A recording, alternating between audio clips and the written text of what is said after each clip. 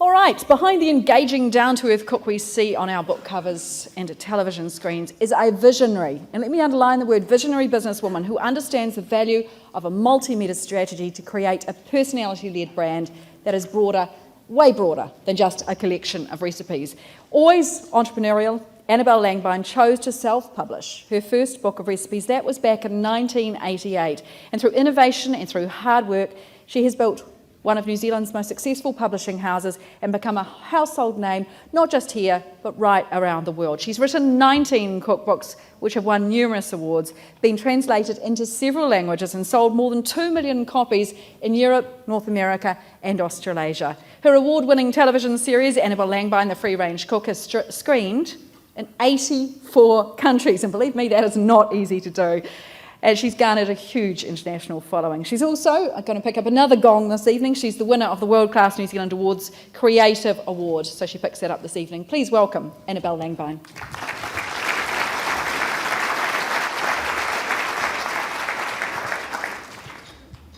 Well, thank you first, Susan, for such a sterling introduction. I'm very honoured and humbled to be here. I'd like to extend a huge thank you to New Zealand Trade and Enterprise, and also to Kia, who are their affiliate organisation, with whom I've been on the road this week with some really, really inspiring New Zealanders. And what I thought I'd like to do today was to take you through a little bit of my journey to date, some of the lessons I've learnt, and actually I feel like I'm just starting, and that really is a fantastic feeling. I feel like I'm just at the start gate, and I think it really is New Zealand's time. So before I start fully, I thought I'd like to show you a little clip from my latest television series and tell you a wee bit about what it was I was trying to achieve here, apart from just showing people how easy it is to cook good food. So this is based down in central Otago, where I spend as much time as I can as possible, and my husband found a piece of land on the side of Lake Wanaka, which I berated him for about 4 months because it was a bog, but now I realise I can garden there. And I love to garden. I actually went to Lincoln. I studied gardening. I never studied cooking. And for those of you who don't know me, I always have had in the past a very outdoorsy life. I actually met my husband when I was poaching on his farm. He never saw me. I was up a tree. One of the things about this really beautiful place, this is where we film our series, this is where we've lived, we planted these gardens. Everything you see in my program is grown out of the garden. And what I really wanted to show was not just the really beautiful landscapes we have in New Zealand, but also the fact that we are the premium food basket of the world, and we do have these extraordinary people, amazing experiences you can have, and more the tourism sector are looking, and they've realised that people want experiences, not just stuff. And also this idea of a more simple life, really. And I try and go down to Wanaka as much as I can just to actually reconnect, because that is one of the great things about New Zealanders is our roots are very much tethered in the land, and we all love this country. This is why we're all here. Several people have said to me, gosh, you know, if you were doing this anywhere else in the world, you know, you'd have a GDP bigger than this country. So, earnings bigger than the GDP of this country. So, in a way, what New Zealanders are really good at, we're really good at hospitality. We're really good at welcoming people into our homes. You can meet a complete stranger even and say, come and have lunch, come and have dinner. And nobody else in the world does that. And these experiences are what I wanted to bring to life in The Free-Range Cook, show the resourcefulness of New Zealanders, show the sheer beauty and majesty of our country, and show how much fun we can have. So in order to get to this point, which, as I said, really does feel like it's just the beginning, I thought I'd take you back a little bit on my journey before I entered any kind of international forum. And in the, as Susan said, I published my first cookbook in the late 80s, and it was a collection of my listener recipes.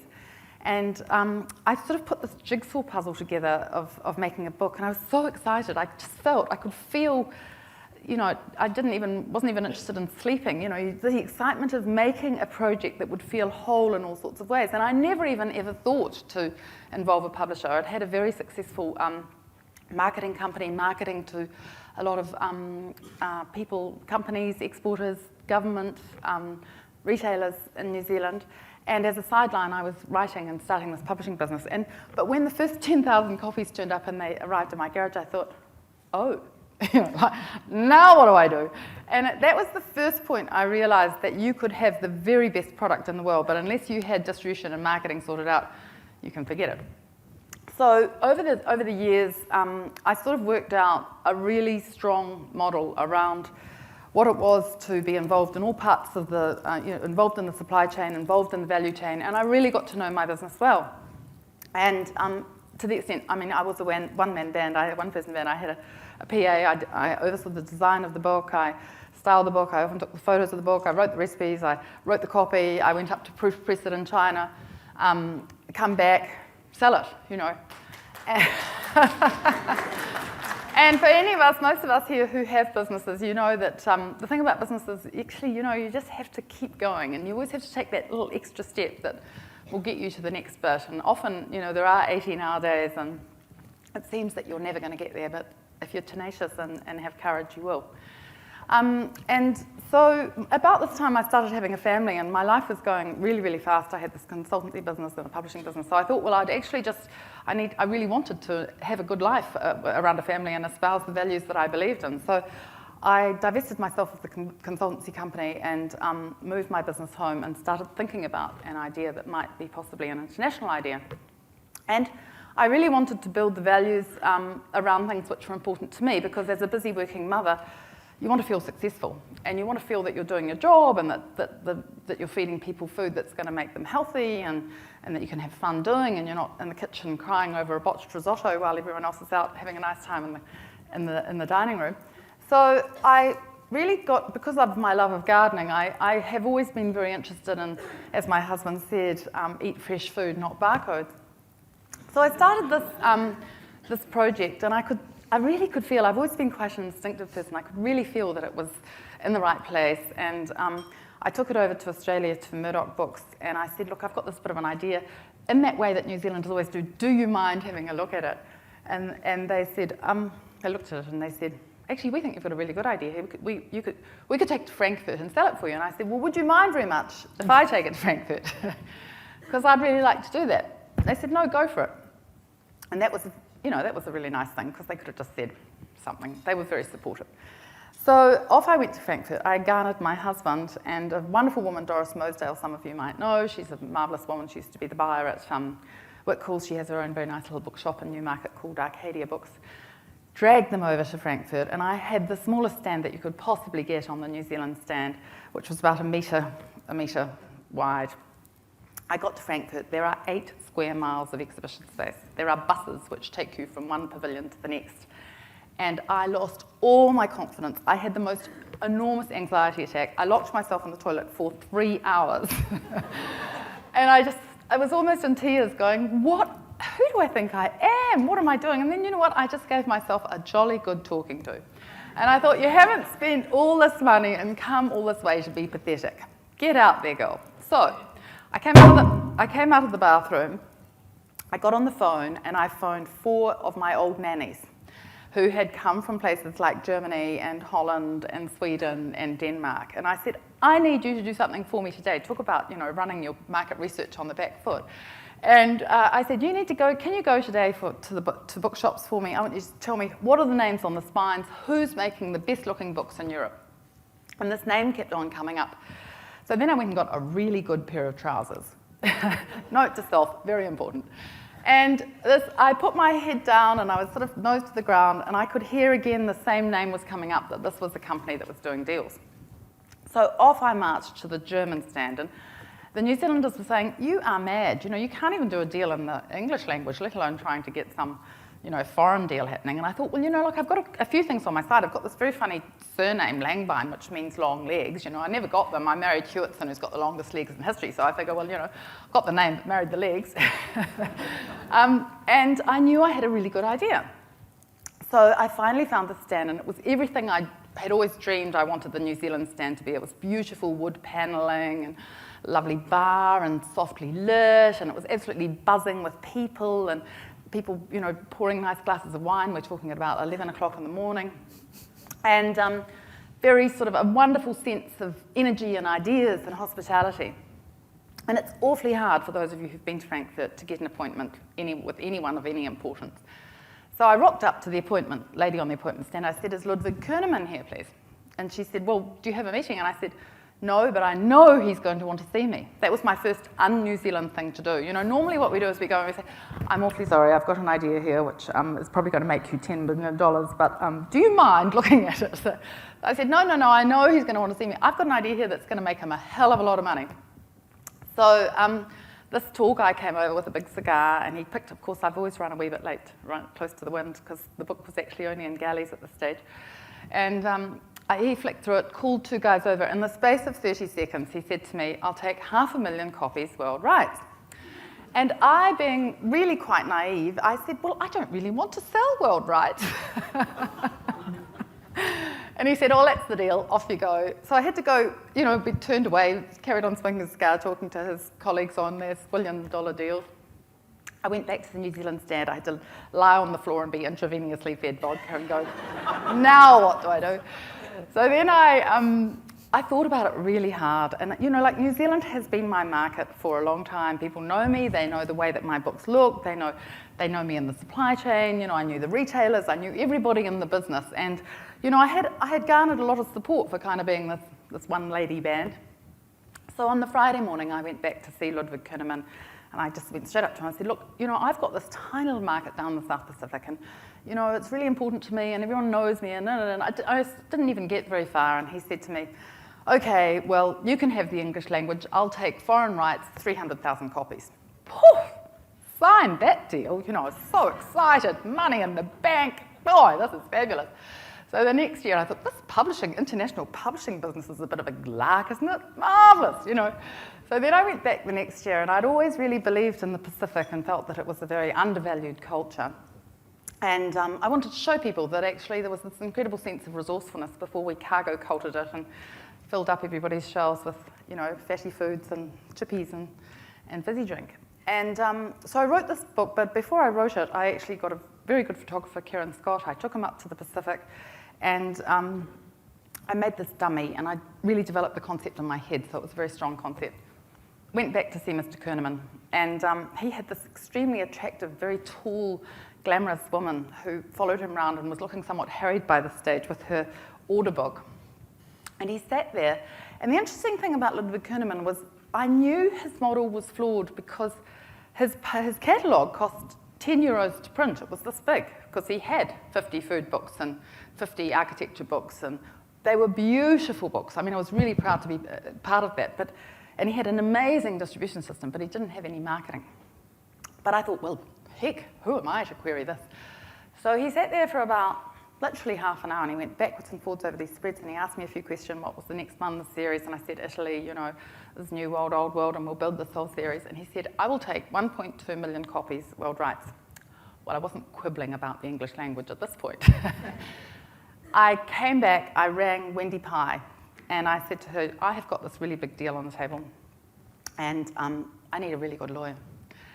And she said, she gave me the name of someone, and you know, that contract was the most important thing I ever did in my life, because about 9 months later, luckily, after I got the first 2 payments, which paid for me to take my kids on a sabbatical to Italy for 6 months to write the Italy book and finish the other book and get both books printed, Ludwig Kerneman went bankrupt for £450 million, which is not an insubstantial amount of money.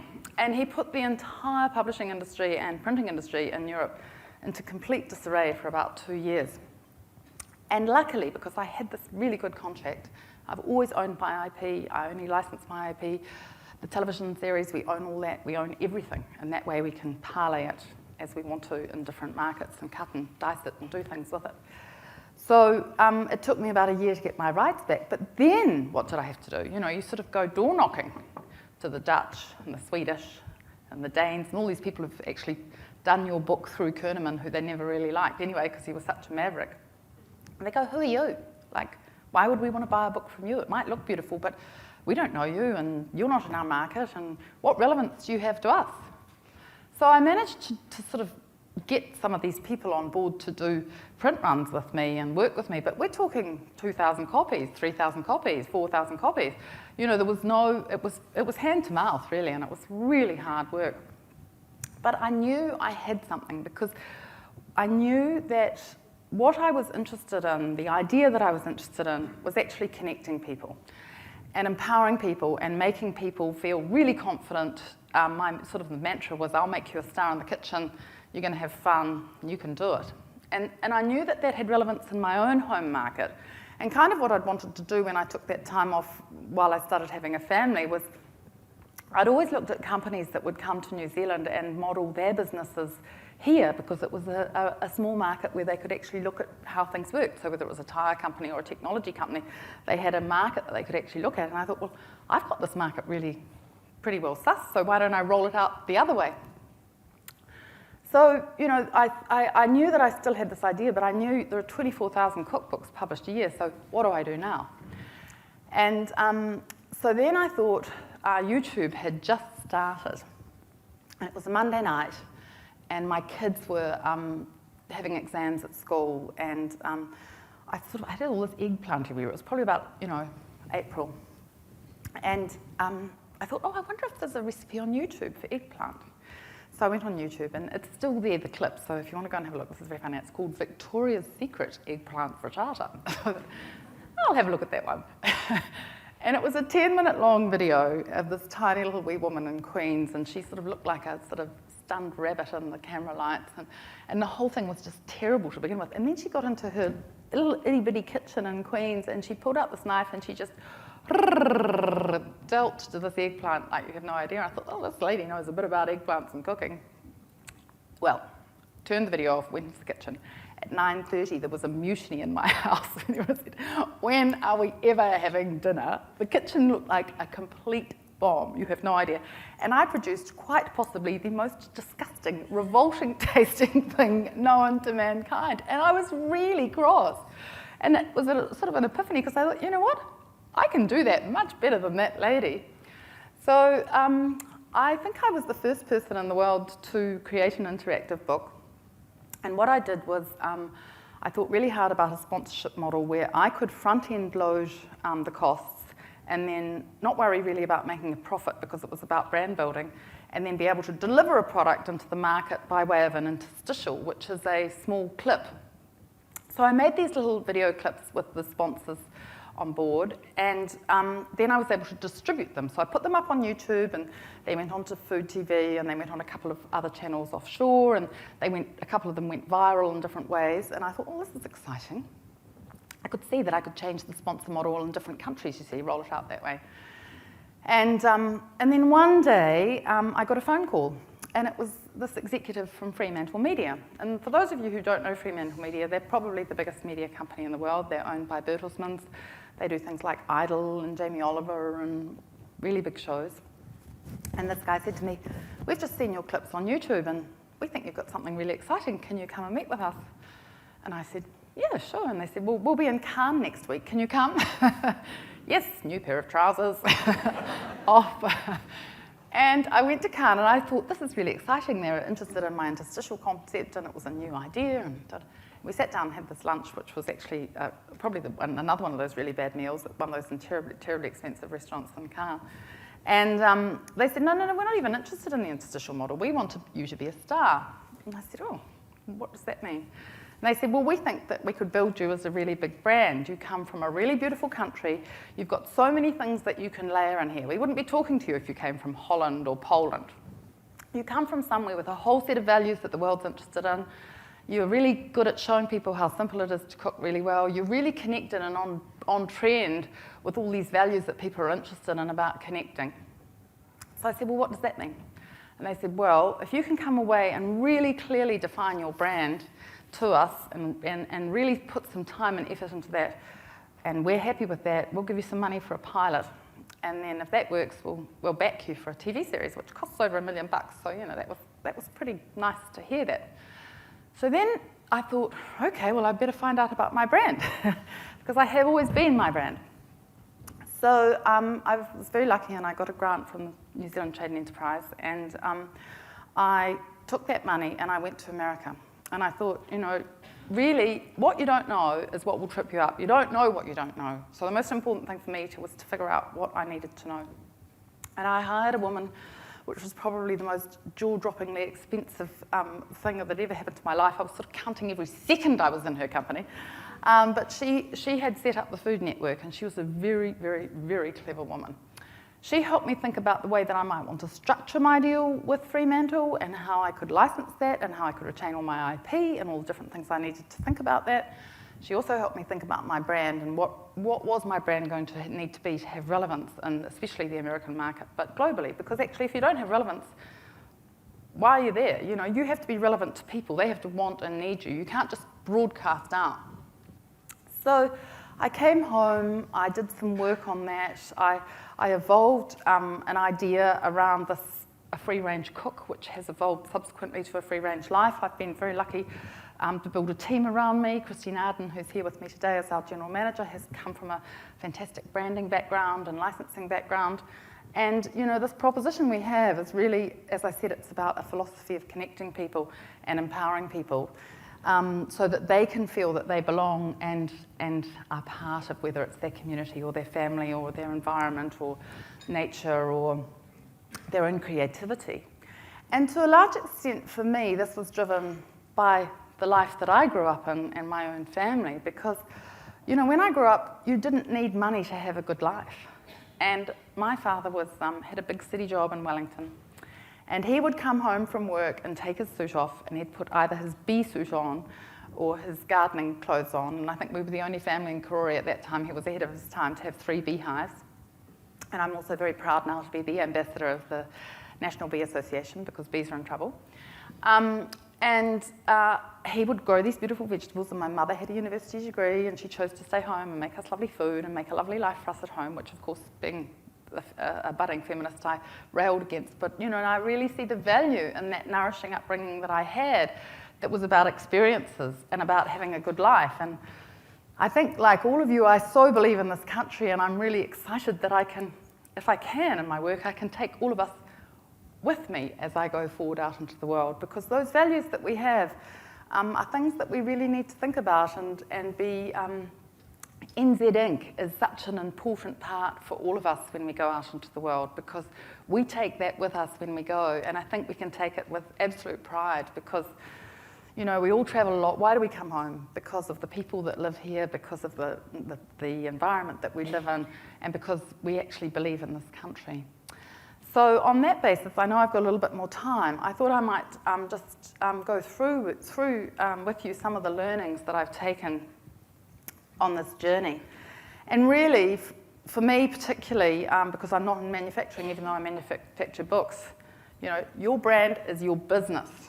Everything about what you do has to be about brands. More and more people are, as the world gets more and more cluttered, it's about brands. And that comes back to NZ Inc. as a brand too. And, you know, you have to have authenticity. It has to be true. And that's why, you know, people, when they see that TV series, they can't believe that is my life, you know, but that is my life. And I go down there, and every time I go down there, it helps me to rethink and make sure that I can be true to the brand and have that authenticity. And, you know, it's certainly not a one-off cost. It's just an ongoing investment. And over these last few days while I've been on the road and I've had the chance to work with these fantastic other people or speak with these other fantastic people, a very interesting concept that was proposed by one of the speakers, who's a marvellous woman, and I've written everyone's name down here because we had so many. We had Bill Buckley and we had Doug and anyway, it's an idea of disobedient thinking, because as New Zealanders, and this is what your brand is about really to some extent, because you can't just go, yes, you will go to a brand specialist or a brand advisor and they'll suggest all these things. You have to challenge them and say, why? Why are we doing that? Why? And that is part of our number 8 why mentality, because that why, that challenge is often what will produce the next step and the next level of engagement. So if you think about what your engagement strategy is, what your marketing channels are, and then you have to invest the necessary time and money to get there. And, you know, people often say to me, what do you do? And I say, well, my husband and I, you know what we do? We're investors. You just double down, you double down, you double down, you double down, because you have to. You actually have to. If you're going to make a difference, you really have to It's never just going to happen. It doesn't come to you. You just have to keep on forging ahead, obviously with a plan, but and a vision, very much a vision. But it needs to be about engagement. It isn't that one-way broadcast. It's about engagement, and more, it's about the idea of actually people wanting to come to you and participate. And, there's a saying by a guy, Nicholas Graham, who says, the brand is the amusement park and the product is the souvenir. And I do think that is what we're starting to achieve with our brand, because people take away from the experience. They want the book or the recipe or everything, but the experience of the brand is what they really want. And as an example of how I think that we've started to make some traction here, on our Facebook page, which we really invest a heck of a lot in social media and on our website. I've had this lovely email from this woman recently that said, "Hi Annabel, I just want you to know that you inspire me to cook healthy, great and honest food. I love you and your books. Thank you. We named our little baby after you. She's 4 months old now, and her name is Annabel." And I went, well, that has to make me feel nice. It's really lucky. And, coming back to this idea, which is the next thing, which is really about focus. Focus is everything. And, we've got our television series in 84 countries now. I've got my books in Polish and all these things. I can't be in all those markets. And also, those of you who understand about publishing at the moment, it's a really, really in a very complex place. It hasn't worked out where it's going to go in terms of all this e-publishing, where books are going to go, all these things. And so what we decided to do was that we would focus on 2 markets and try and work out a new model in those markets. So we have focused really hard on the Netherlands because they are early adopters and because we have a really a publisher there that is really interested in us, and it is going to all be about relationships. And they came to us and wanted to work with us to make new books. We said, you know what, we really want to work with you, but we don't want to do it the old way. It's not going to work. You could put your book on the shelf, you can put it on your list. It's like putting it in a car park. Unless you drive that forward and you make that happen, it isn't going to happen. And what we were able to prove in New Zealand, which was for me personally one of the most exciting things in my life, because even though I'm a creative, I love the idea of making an idea work. When we produced the first free-range cook series, we lined all our dots up. We joined all the dots. So we got a show that we managed to produce to a high enough production value that we got prime time on a Saturday night. We made a book that most other people would get to one point and go, I've spent enough money now, I don't need to spend any more. We just took another big step and said, well, how much more money do we need to spend here to make this book that everybody wants? We put together a really, really comprehensive PR and marketing strategy so that everybody knew about the book, and it was like a perfect storm. And we did a very, successful, worked with different retailers. This was our first book, The Free Range Cook. We sold 160,000 copies in New Zealand of a $60 book. It was kind of unheard of. It beat every record in history more than Harry Potter or anyone. And really what it was about having relevance and having all those dots join up. And I think that was, for me, where I really valued and came to value the importance of a team and having different people on your team who have different skills and specialties that you all come together, you all talk together, communication all the time, going, what if, what do we need to do? What do we need to do to make that happen? And, heaven forbid that I'm ever going to be running behind the 8 ball like I was 10 and 15 years ago, where I'm doing my market research, sort of bringing up nannies and having books not ready. Because the market, if you're going to do it, you've got to do it and be the very best you can. It's all very well to say, yes, we're going to have a go, but actually it isn't about just having a go, it's having a go to be the best you can. And, your IP is probably, especially in any of our businesses, but your IP is incredibly valuable, and take very, very great care of it. It is the most important thing that you've got. Creativity and IP are increasingly the drivers of business today. And if you can identify what's worth protecting, whether getting it with legal advice or trademarking or patenting or securing domain names, all those things, it's most important to work out what it is, but also in the clutter. I mean, luckily, because I've got someone like Christine, I must own, I don't know how many domain names. It's like, I'll wake up and I'm like, oh my God, that's a good idea. And then she'll say, I think there's probably about 2,000 domain names here. Do you think we really need them all? It's like, you don't really need to spend all that money. So it's that focus again and commitment. And I think one of the things about this, I'm constantly in market traveling, all about building those relationships, and whether they're relationships that you're building with the bank or whether they're relationships that you're building with your trading partners, you have to say, I'm going to deliver and I'm going to over-deliver so that they can have confidence in you over and above all those other people out there that are competing against you. And I think lastly, the most important thing that I think is to back yourself and be brave. You know, no one else is going to back you. I mean, I'm really lucky because I've got an incredibly supportive husband who now works with me in the business as a director, and on some of the side that I'm not really interested in, he's really good at. I've got a team there, and I've got the most fantastic kids. And when we started the first TV series, we knew we needed to sit at the top table, so we needed to put a lot of money on the table as well. And I remember sitting with our kids having dinner one night, and we said, look, hey guys, I'm up for this really big idea, but and we're going to do it the best we can and try and be the best we can be, but we don't know if it's going to work. And if it doesn't work, we're not going to lose the house, but actually, you won't be going on fancy pants holidays for quite some time. And you know what was so good? They said, go Mum, we really believe in you, that's fantastic. And I think having that support in your life is so important, but you have to have the vision and you have to have that idea, and if you've got the vision and you can see it, I truly believe you can make it happen. So go do it, everyone. Thank you for having me today.